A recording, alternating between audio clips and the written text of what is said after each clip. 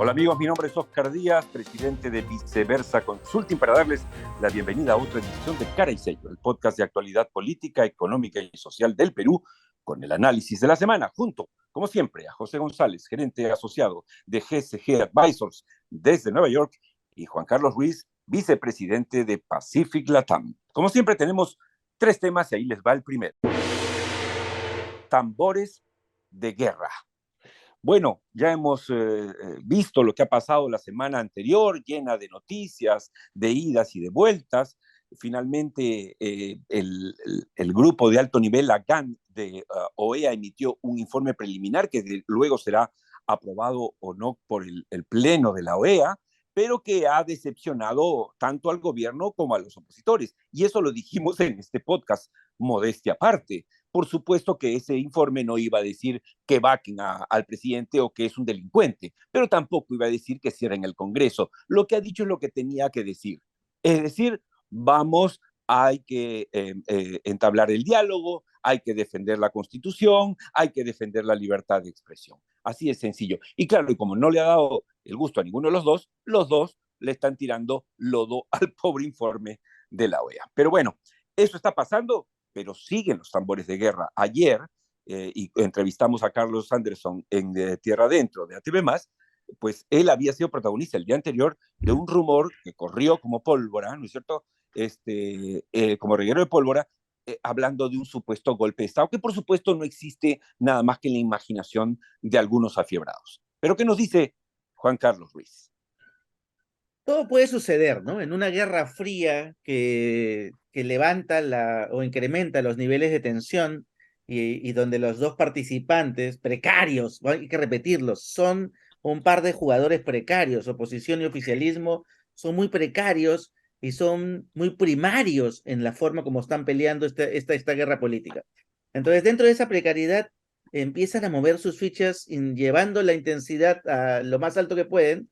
Y claro, cuando hay estos choques, puede suceder cualquier cosa, puede ser que caiga uno o caiga el otro, pero lo cierto es que caiga quien caiga, el que apriete el botón rojo y se atreve a apretar el botón rojo va a generar de todas maneras la crisis política que esto va a llevar, un anarquismo político que se va a dar de todas maneras, porque se va a seguir la sucesión constitucional en la medida que se pueda, pero también estas barras bravas son capaces de sacar movilizaciones a la calle que no son precisamente legítimas, ¿no? Pero sí son dirigidas, digamos, ¿no? Habría que Sí. rescatar el hecho de que a pesar de todas las cosas que estamos viendo, analizando y comentando, esa democracia se defiende, resiste, como Así nuestra es. macroeconomía, porque, por ejemplo, la semana pasada, después de que el Congreso había presentado una demanda competencial, asustado por la lectura que quería hacer el gobierno de Castillo sobre una supuesta denegación fáctica de la cuestión de confianza, cosa que nunca pasó,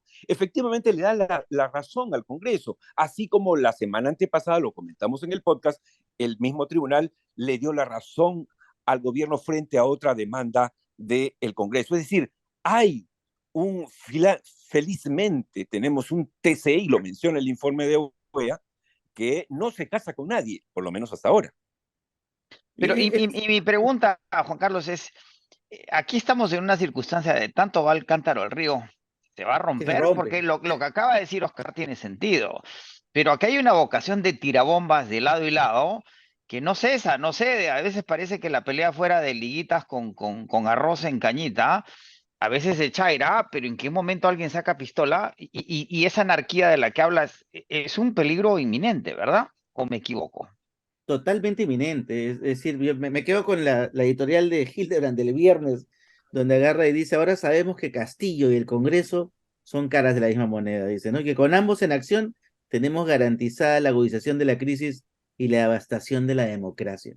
Si seguimos por este camino y no empiezan a aparecer liderazgos, por lo menos en esos espacios políticos, así sean nuevos, no importa, traigan nuevos talentos, ¿no? Pero si no aparecen liderazgos que ponen la calma, que bajan la temperatura y que empiezan a programar, al menos primariamente, a hacer una programación de gestión pública, esto está destinado, este ciclo político está destinado a autodestruir a sus propios actores y al suicidio, ¿no? Es un suicidio Y, y, colectivo, ¿no? Y Oscar, y el sector privado, tú que estás en contacto constante con las empresas que hoy día que son la columna vertebral del país, las de las industrias extractivas. ¿Qué está pasando? ¿El sector privado ignora, tolera o tiene que tomar un rol activo de cara a esto? Una anarquía que realmente puede terminar siendo perniciosa, ¿o me equivoco? Yo creo que el empresariado en general, cuando se reúne, ¿no es cierto?, en ambientes privados, se desahoga, ¿no? Y entonces Mm. aparecen pues todos sus miedos, sus temores y sus iras frente al gobierno, que es efectivamente un gobierno deplorable desde el punto de vista de la calidad de las personas que lo están llevando adelante.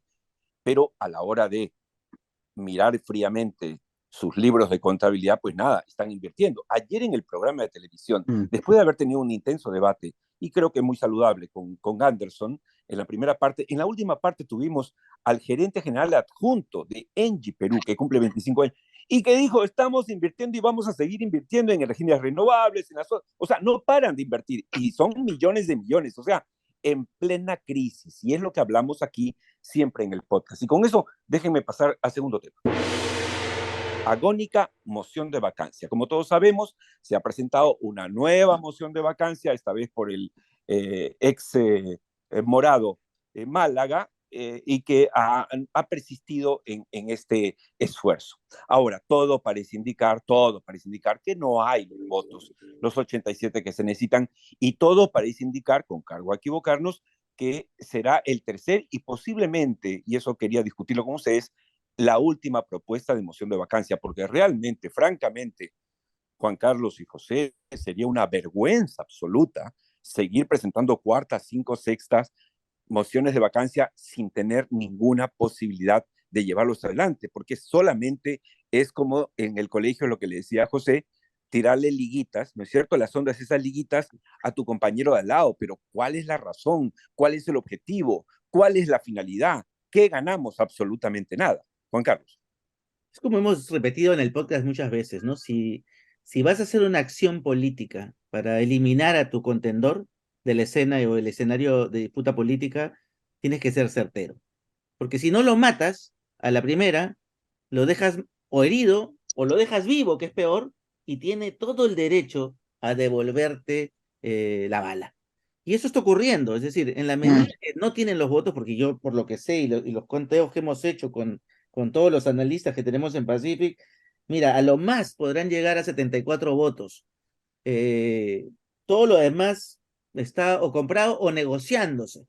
Entonces, en vista de eso, Juan Carlos, para colmo de males, la semana pasada, lo que hablamos del Tribunal Constitucional, al darle razón al Congreso y decirle no se preocupen, no ha habido sí, ninguna cuestión de confianza, por lo tanto tienen dos balas de plata intactas, de alguna manera se ha tumbado, le ha bajado la llanta a esta pretensión de la vacancia. exactamente, porque lo desinfló completamente.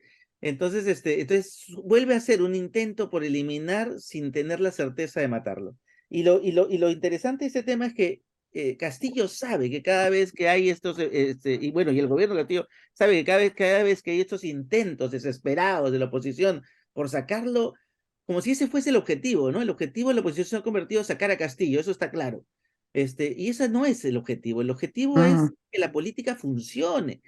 Y entonces Castillo aprovecha victimizándose cada vez y empieza a hacer movimientos tácticos al interior de su gobierno que buscan fortalecerlo. Por A ejemplo, el ver, sí, nombramiento del abogado Alosilla en Noblecilla, Noblecilla, perdón, en el Viceministerio de Gobernanza Territorial, que ve los amigo de conflictos Bermejo, sociales. Amigo de claro, Bermejo. Bermejo está ganando mucho espacio en este así momento es, así es. y Cerrón está negociando. Dice, si ¿quieres mis votos o no quieres mis votos? Entonces, se convierte esto en una política de muy baja monta, donde ya es evidente, o se nota el fustán que están intercambiando favores y encima hay denuncias públicas en donde una empresaria dice, yo sí pagué los 4 millones de soles que me dieron. Entonces, este juego de montajes escenográficos para ver cómo cargas a la opinión pública, si no están bien hechos, es mejor no hacerlo. Si no somos Ahora, especialistas en hacer buen cine, es sí, mejor no hacer bodrios de Pero, película. pero, ah, pero igual, sí. igual uno puede hacer su caricatura, ¿no? Y además en esa transición de la informalidad generalizada del Perú a una suerte, de formalidad dentro de la informalidad. Es decir, las propuestas de Soto de hace 40 años son inaplicables. Es absurdo ya pensar que el 80% se va a parecer al 20% formal, sino que se tienen que generar dinámicas dentro de esa informalidad que le den Exacto. viabilidad y funcionalidad. Probablemente lo mismo va a pasar en la política después de un proceso tumultuoso que no tenemos claro cuánto va a durar, ¿verdad? Pero pronto ya hay una encuesta, si no me equivoco, que salió en La República, que ya los empresarios piensan que Castillo se queda todo el próximo año, ¿no? Es Así correcto. es, así es, así es. Y además lo que está pasando últimamente, y eso hay que analizarlo, y parece que nadie se entera, no quieren leer eso los opositores, es que en los últimos, y ayer yo quise decírselo, pero ya me ganó el tiempo cuando estaba Anderson, que si la estrategia de la oposición fuese la acertada, estarían aumentando su aprobación. Y lo que tenemos es que este Congreso es el Congreso con mayor desaprobación y menos aprobación de la historia. Y el Tienen presidente, 9 puntos, y menos de el una presi- persona y creen ellos. el presidente gana aprobación, Oscar, y todavía no hemos visto a Porky gobernando la alcaldía de Lima. De eso va a Exacto, depender mucho también la dinámica, porque si Porky termina siendo el desastre exacto. que suponemos, creemos, especulamos puede ser, la situación se complica más aún, porque ha sido el líder de los sectores más conservadores en la oposición peruana, ¿o me equivoco? Claro, y además para cerrar este tema hay que entender, aquí los que nos siguen en el podcast, acá no tratamos de convencer a nadie, sino de compartir reflexiones. Preguntémonos, si la estrategia de la oposición fuese buena, sería lógico que ellos tengan 9% de aprobación y el presidente acusado de todos los delitos que ha habido y por haber tenga 31, Ujú. 3 veces la aprobación del Congreso y que tiene que todos los días en todos los medios de comunicación denuncias de corrupción, tiene sentido, quiere decir que no están haciendo las cosas bien y como decía efectivamente Einstein, si quieres resultados distintos, no sigas haciendo lo mismo. Lo terrible es que siguen haciendo exactamente lo mismo que empezaron a hacer con Keiko Fujimori el 2016, cuando perdió los papeles y dijo, vamos a quemar todo, pero así como el final de Game of Thrones, se quemará la ciudad y yo quedaré como reina. Y ya sabemos lo que está pasando. Y con esto nos vamos al último bloque internacional. OPEP decide el futuro del petróleo. ¿Qué mejor que José González para informarnos qué es lo que está pasando y cómo nos puede afectar? En una reunión virtual por Zoom para decidir si mantenían o no sus políticas de recortar la producción en esos 2 millones que anunciaron sorpresivamente hace unas semanas y decidieron en efecto mantener la política. El mercado esperaba que podrían acaso aumentar la producción, es decir, reducir el corte, pero arranca ahora en diciembre hasta fines del próximo año y lo han hecho con la intención de apoyar el precio. Y además no incrementan la producción a pesar de que a partir de hoy, ya se acaba de anunciar en Bélgica, se aplican las restricciones al precio del barril de petróleo ruso. Es decir, hay un acuerdo en el G7 en el cual se van a limitar las compras en el mercado internacional de petróleo a $60 el barril. ¿Cómo se aplican? Si no están de acuerdo todos los compradores de petróleo, porque en la medida que los oleoductos rusos hacia Europa están cerrados, el petróleo tiene que salir en tanqueros y los tanqueros no embarcan ni se desplazan si no tienen seguros. La mayor parte de los seguros se confieren desde Europa y los Estados Unidos, entonces nada se va a asegurar a menos que se declare el petróleo esos $60 por barril. ¿Qué dice el Kremlin en este instante? El invierno ha comenzado, almacenad mantas y calentadores, y dice que no van a vender el petróleo con esos límites y que van a, antes que hacer eso, van a recortar la producción y van a cancelar cualquier exportación de petróleo, lo cual tampoco es necesariamente cierto. Ya Rusia está vendiendo petróleo clandestinamente en el mercado a descuento. Sus mayores compradores son China, Turquía e India, que les conviene comprárselo a descuento. Viene una guerra del petróleo que podría no afectar los precios. Esta mañana están bajos. El petróleo que estaba cotizando a 95 hace una semana está en 83 por los temores recesivos y que las tasas de interés suban de nuevo a 75 puntos básicos, 0.75% en diciembre, pero la crisis energética no se agota, más bien se agrava, lo cual sigue subrayando la necesidad de implementar los acuerdos de París y acelerar la transición energética, y lo cual además subraya que el conflicto en Ucrania no va a cesar en el corto plazo y que vamos a seguir viendo volatilidad en el mercado en ese sentido. Y con este dato le decimos gracias a José González y Juan Carlos Ruiz por sus opiniones siempre bien informadas. Oscar Díaz los invita a acompañarnos la próxima semana en el podcast de Cara y Seis, en YouTube o Spotify.